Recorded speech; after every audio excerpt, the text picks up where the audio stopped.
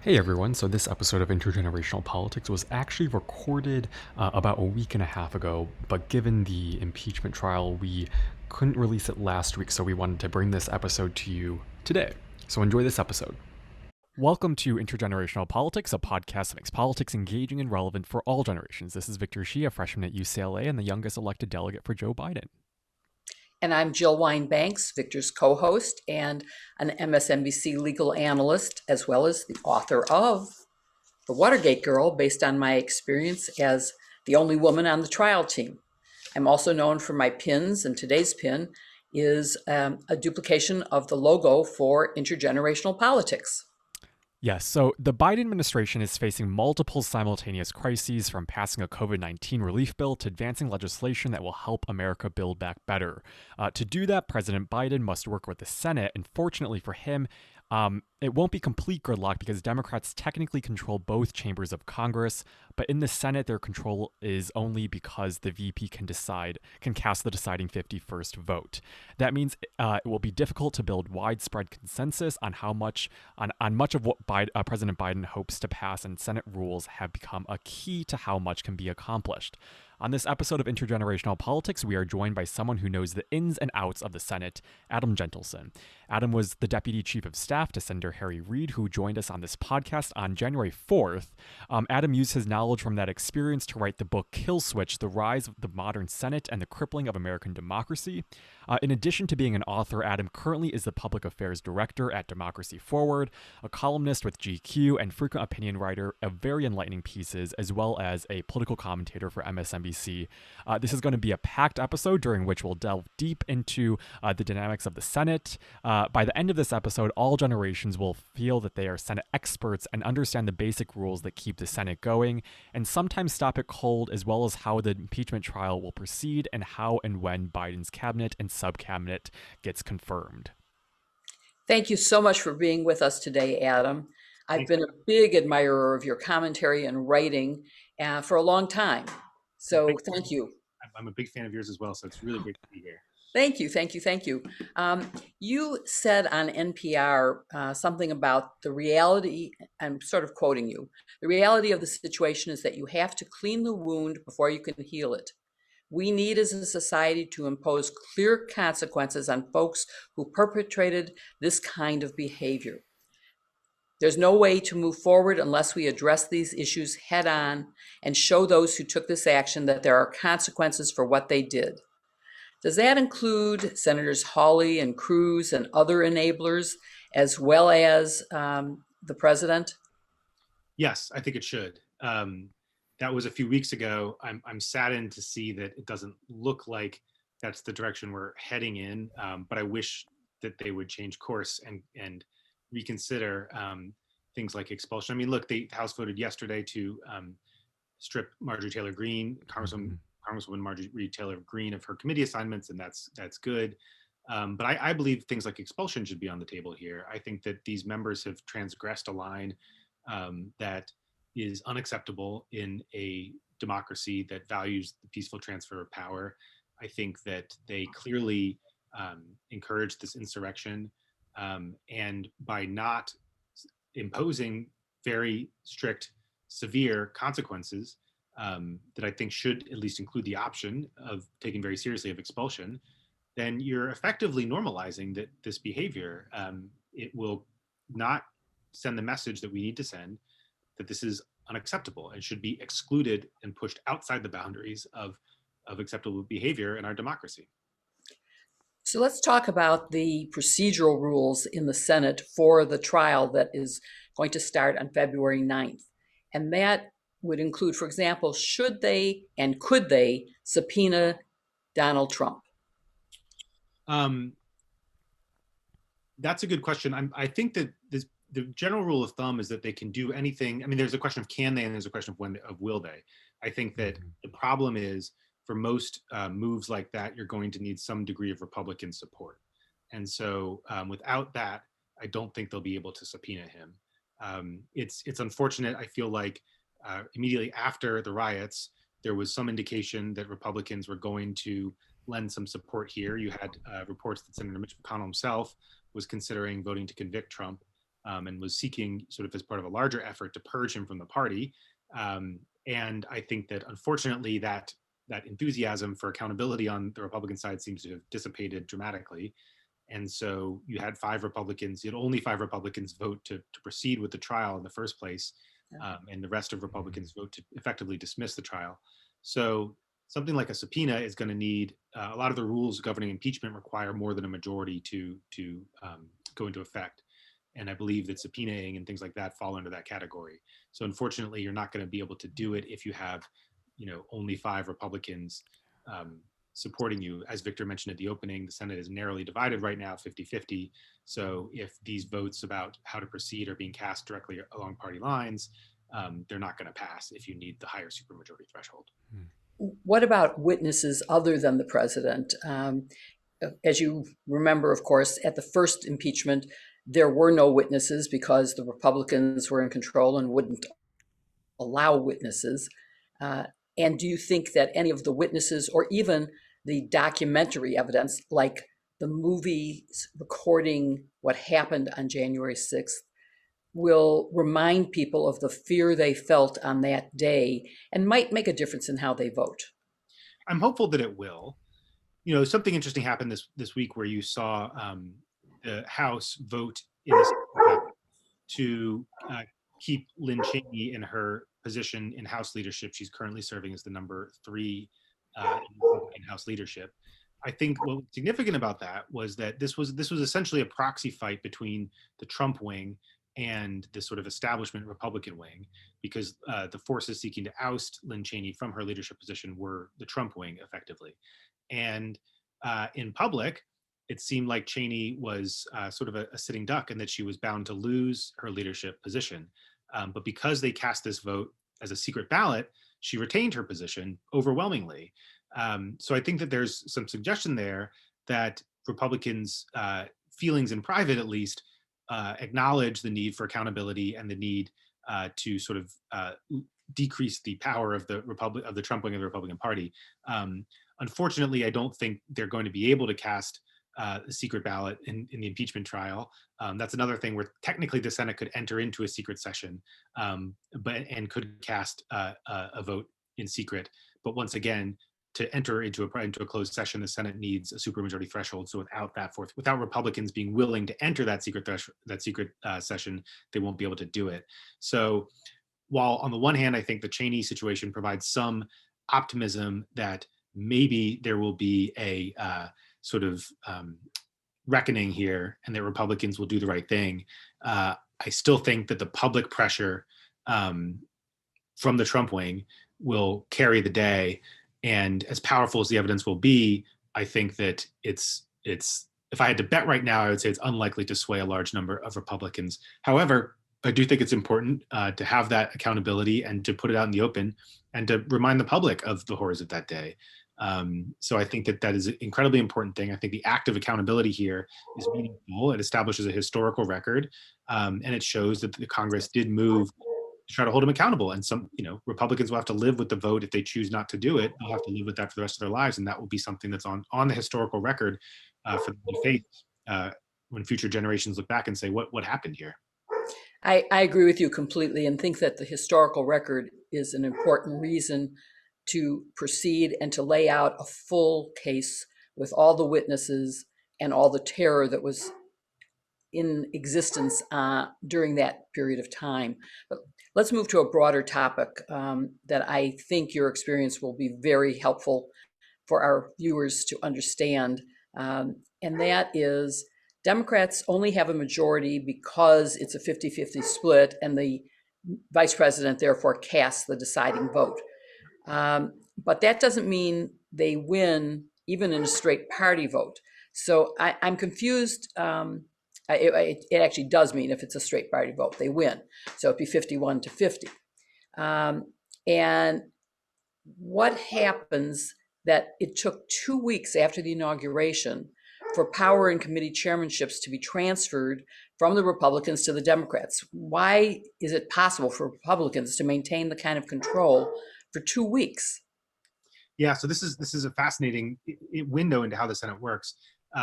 So the Senate has to organize itself at the beginning of every new session. It's sort of like feeding a computer a new set of code, or giving something a new set of instructions on how to operate. If it doesn't organize itself anew, the Senate is considered to be what's called a continuing body. So it just carries over from the previous Senate. So, when the Senate, all the new senators were sworn in on January 3rd. They're sworn in ahead of the inauguration. That's set by the Constitution. Right. So they were sworn in on January 3rd, but other than the new people coming into office, nothing else about the Senate changed. The membership of committees didn't change. Who ran the committees didn't. None of that automatically changes. It only changes after the Senate gives itself this new set of instructions on how to run. And that new set of instructions is called an organizing resolution. It's usually the first thing the Senate passes. It's usually non-controversial. And it puts the new members on the new committees. It takes the old members off the old committees. If majorities changed hands, it puts new people in charge, et cetera. And everything down to budget levels and staffing and sort of critical nuts and bolts issues like that. What happened is the organizing resolution, like every other piece of legislation for the most part that goes before the Senate, is technically subject to a filibuster. And so while it never actually came to a filibuster on the floor, Republicans effectively threatened to filibuster it. And McConnell, and because it is subject to a filibuster, it requires 60 votes to pass. This is something I discuss in the book of how we got to this point, moving from sort of the silent filibuster of Jimmy Stewart to this stealth filibuster where no one actually talks on the floor, but somehow automatically the number of votes you need to pass a bill goes from a simple majority up to 60. And we can get into that, but for the sake of this example, just understand that it takes 60 votes to pass in the face of Republican opposition. So because we are going to talk at length about filibuster because that is an important part of your book and we want to cover that. But I just want some more fundamental, broader questions first, which are the next one would be, why are confirmation hearings still being delayed? Yes. Particularly Merrick Garland. And I have a specific question after you answer that about Merrick Garland. Yes, so that's connected, well, in part to the organizing resolution. Republicans were still in control of the Judiciary Committee, which oversees the confirmation hearings of the Attorney General. So Democrats only gained control of that committee a few days ago. Right. So that was, connected to this ongoing filibuster filibuster threat against the organizing resolution. Democrats only gained control. So we're basically, had a 2-week delay to the start of the Senate in the way that they could really get rolling. There were some hearings that were able to proceed. It sort of works committee by committee, depending on what the level of cooperation is among the members of that committee. But in the Judiciary Committee, the Republicans who controlled it were still putting up a fight and were able to delay the confirmation of Garland. So when can we expect Garland's confirmation hearing to take place? That's a good question. I'm not sure because of the impeachment trial next week. I think that's going to delay the schedule a little bit. So I think that senators are required to be at the trial. Yes. And this question, there's sort of this debate over two tracking, where you can sort of do the trial in the morning and maybe conduct other business in the afternoon. That gets caught up in other Senate rules that are pretty strict about when committees can meet. And allows the minority in a lot of cases to object to committees meeting. So, once again, you run up against this issue, which is part of the reason why everything's so gridlocked in the Senate, of when you have an obstructionist minority dead set on sort of throwing sand in the gears against everything the majority wants to do, it makes something as simple as holding a hearing for an attorney general nominee who is almost certainly going to eventually pass by a large vote because he's unquestionably qualified for the job. The opportunity to just throw sand in the gears is irresistible to an obstructionist minority, and that's creating a lot of gridlock and, getting us off to a slow start already in the Senate. Turning off a lot of Americans about how the sausage is made. But could Merrick Garland be appointed as the acting attorney general based on having been Senate confirmed as a judge? That's a very good question. I don't think so, because I think that you have to be Senate confirmed to the same agency. I'm not a lawyer, and I'm not 100% It does not have to be the same agency, because you can transfer a Senate approved person from commerce to justice, and that has happened. Okay, I So learned something. I mean, and you're referring to the Federal Vacancies Act, yeah, which is was a big thing under the Trump administration. So that's actually so I think under that understanding, he probably could be appointed um, Hmm. if it came to that. I think that probably, and then there's the political question of does he want to be appointed? And I right. think that Right. it's more difficult as an acting, to sort of take control and start all the staffing things necessary. So I think that you make a very good point about the Vacancies Act. I think that's a good backstop to have if Garland, if there was further delay or some issue with his nomination, to know that he could be appointed in that way. So what power or influence does McConnell, as the former leader, have now that he's the minority leader? Well, in a Senate that still is where the filibuster is still a live issue, he has a lot of power because essentially, um, if there's no cooperation forthcoming on issues, McConnell can effectively wield a veto over most of the legislative items that Biden wants to do. He can't do it on nominations because the threshold for passage there has been lowered by two consecutive reforms to Senate rules, one by my former boss, Senator Reid in 2013, and then one by Senator McConnell in 2017, that has now set the threshold for confirming nominees at a simple majority all the way through. So there's no point at the process of nomination and confirmation where a nominee is required to secure more than 51 votes.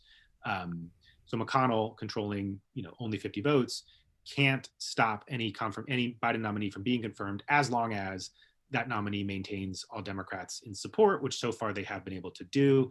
And looking at the nominees who remain to be confirmed, you don't see any Democrats raising major objections. So it seems likely that they're all going to maintain Democratic support, barring some new information or something that comes out on them. So McConnell can't wield any real power over nominees, especially now that we have the organizing resolution and the committees are going. Although he did affect a 2-week delay there. On legislation, though, the different story where he can require any piece of legislation to achieve 60 votes, and therefore, since you need 10 Republicans, McConnell can whip to keep his people in line, and he can deny Democrats the 60 votes they need to pass most major pieces of legislation. So on the legislative front, he wields enormous power still. All right, so maybe this is a good time to talk more in depth about filibuster. Yeah. So, I mean, so filibuster is this major element in your book and is one of the kind of inside the beltway rules that most of my generation, as well as those ahead of me, I don't think we completely understand it. And obviously, this is your jam. So, I guess, can we start with like a one sentence description of what the filibuster is and like what we mean when we talk about that? Yeah, I'm going to give you 2 sentences, what it Sounds is good. and what it's become. I wish you read a book about it and never forced Yeah. to do it in one sentence. It's one of the things about the book.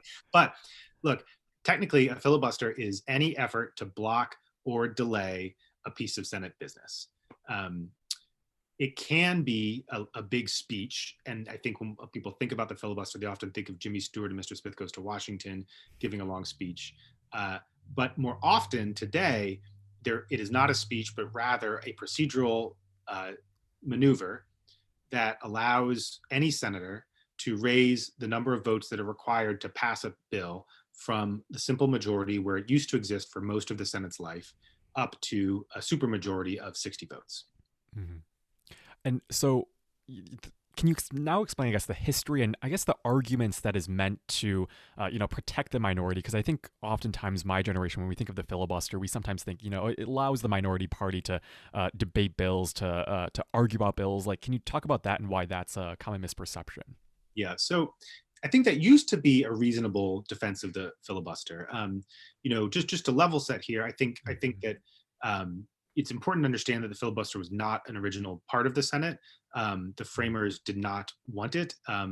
It didn't exist when they created the Senate, so it's hard to say they would have opposed it. But the body of evidence suggests that they strongly suggest they would have opposed it because they were very clear that they didn't want obstruction to be a major force in the Senate. They were very clear that while they wanted the Senate to be thoughtful and deliberative, they wanted debate to remain focused on attempts at persuasion, and that when debate got out of hand and started to become purely directed at obstruction, it should be time to end that debate, bring the issue at hand up to a vote it up or down on a simple majority, and then move on. And that's different from the House, where the minority never gets the chance to debate. Maybe they get an hour at most on a bill that's brought to the floor, but generally things are, brought to the floor, ran through on majority rule. So it was a delicate balance. You had to give the minority a role in the process, allow them to debate and make their views heard. But at the same time, you had to balance that out with the need to actually get things done and to make decisions in a relatively timely fashion. Maybe a few weeks or a month or two, but not months on end as we have today. Yeah. What's happened today is that the filibuster itself has become completely divorced from this idea of debate. And because members don't have to debate to delay a bill, and the reasons for this I get into in the book, but it's really a series of evolutions driven by some major characters who sort of were innovative obstructionists, starting with John Calhoun, and the father of the sort of spiritual father of the Confederacy in the 19th century, Richard Russell, who was an aggressive, self-avowed white supremacist senator from Georgia in the 20th century. Lyndon Johnson is involved, and then all the way up to Mitch McConnell in our present day. What they did was that they seized on sort of loopholes, basically, in the rules to eventually create a situation where today the filibuster is much easier to wage because you don't actually have to put in the effort of going to the floor and giving a speech. You also don't have to explain yourself because you don't have to ever make a public statement about why you're blocking it. But even though it's easier to use, it's also more powerful, because instead of just giving a speech to delay a bill, you can actually raise the number of votes that it takes to pass the bill. And this is a much more effective way to block a bill, especially in a sort of partisan, polarized era like we live in today. If a bill only needed 50 to pass, you could speak and you could delay it, but you probably wouldn't be able to stop it from passing. If you can force a bill to suddenly need 60 votes to pass, in a Senate where that would require 10 Republicans to join over, you can effectively prevent it from ever being passed by raising that threshold and then denying Democrats the votes they need to pass it. This is effectively what Senator McConnell did to President Obama under his administration. He started deploying the filibuster, and because there's no speech, because there's no actual debate, it's stealthy and you don't really notice it's happening. And this is one of the things that makes it so insidious. What the public sees, they don't see people giving speeches. They don't see sort of a passionate defense of minority rights. They don't see a passionate defense of the other side of the argument. All they see is stuff failing and stuff not getting done. And so, the stealthy nature of the filibuster today makes it much easier for the minority to block the majority from doing anything, and it makes it harder for the public to understand what's going on, because all they saw under Obama was Obama failing to get things done. And it's very hard to explain to them that actually it's because of this procedural maneuver that allowed them to raise 60 votes was why he wouldn't get anything done. So it's become very insidious. I personally favor a more open process where I'm fully in favor of the minority having the right to debate, to make their views heard. You mentioned that in your question. I think those are very important features of the Senate. But I think it should be done in public. And I think that people should be able to see it. And if they are blocking the bill, they should explain why, and have that argument in public. And then, at the end of the day, see if they've persuaded anybody, have a majority vote, and see if the bill passes or fails, and then move on to the next issue, because we got a lot of stuff to do these days. There are a lot of challenges we face, and we need to actually pass thoughtful policy solutions. For sure. And I think you make really important points there. But just to summarize, so when we talk about the filibuster, we're really talking about the way that the cloture rule is kind of done, right? So the rule that allows the end to debate and allows the body to move forward with a vote. Would that be, in a sense, correct? Yeah, that's right. So I always, when I was in the Senate explaining this procedure to people, I always felt like it would be a lot easier to understand if they called it closure instead of changing it to cloture. Because that's what it is. It is an effort to bring closure to debate. And actually, in the early days, they used the words interchangeably, and they would often describe it as closure. I tried to figure out when it changed. It's really hard to tell, just a usage thing. But yes, closure is what the rule is for. There was a version of it that was included in the original Senate rules, and it allowed a majority to vote to bring closure and impose cloture to a debate. And it's essentially saying, all right, guys, you've been debating for long enough. You get to that point in an argument, we start repeating the same things over, and it's very clear you're not convincing everybody. Right. Like the people around you say, okay, guys, that's enough. It's funny, in the original, there are other ways they had of trying to wrap things up. There was sort of traditional to start talking over senators, sort of like in the Oscars when you bring the music up to tell them their time was over. They would open the doors of the chamber as sort of a signal. So there's sort of the polite ways to do it. And then there was like, if none of those worked, you cast a vote, debate is over, time to vote on the bill itself. They got rid of that rule by mistake, essentially, in 1806, in part because they rarely had to reach for the actual vote itself. It was considered part of Senate, the dignity of a senator, to sort of take note when people had tired of listening to you and not waste your colleagues' time, and to sort of, say your piece and then step down and let your colleagues move on. And it wasn't an issue for several decades until John Calhoun came along and started using it more. But what happened in the 20th century was obstruction had become such an issue that the Senate decided to reimpose a version of this cloture rule. And what they did in 1917 was set it at a supermajority threshold. And the reason being that it was still relatively rare. And they thought that, when it became obvious that a debate had gotten out of hand, there would always be 2/3 of the Senate who could come together on a reasonable basis and say, we've all had our say, let's wrap this up, move on. But it's that, and that's why they call it cloture, because it was supposed to say, we're bringing closure to this debate, let's move on. But through a series of other procedural changes over the course of the century, that supermajority standard stopped becoming a tool to end debate and became sort of the de facto threshold for passage in the Senate. This is what McConnell exploited to massive degree under Obama. So when you see things fail in the Senate, and you see them fail because they failed to muster 60 votes, they're not failing because it takes 60 votes to pass things in the Senate, technically. They're failing because it failed to clear that procedural step. Before you get to the final vote, you have to end the debate stage. And bills are failing to end that debate stage. They're failing to bring closure to the debate, and therefore they failed on a procedural hurdle. Right. Yeah, that is definitely really helpful, and I think our audience will definitely appreciate that. And your former boss, Senator Reid, got a lot of pushback when he did enact the nuclear option, which basically allowed a simple majority vote to pass certain types of legislation, confirm certain justices and judges. Do you think, in hindsight, that enacting the nuclear option was a wise decision, even with McConnell using it to confirm judges and justices at breakneck speed once Trump was appointed? Yeah, I still do believe it was a wise decision. The reason for that is that I have little doubt in my own mind, and I think the record supports this, that McConnell would have quickly deployed that option himself when Republicans were in control. I think that you could argue that Democrats made it easier for him to do so and perhaps accelerated the process by a month or two, but I don't think on balance that really would have mattered much at all. I think we gained a lot by making the rules change under Obama. At the time we did it in 2013, President Obama was on track to have the fewest federal judges confirmed of any recent president going back to Reagan because of Republican obstruction.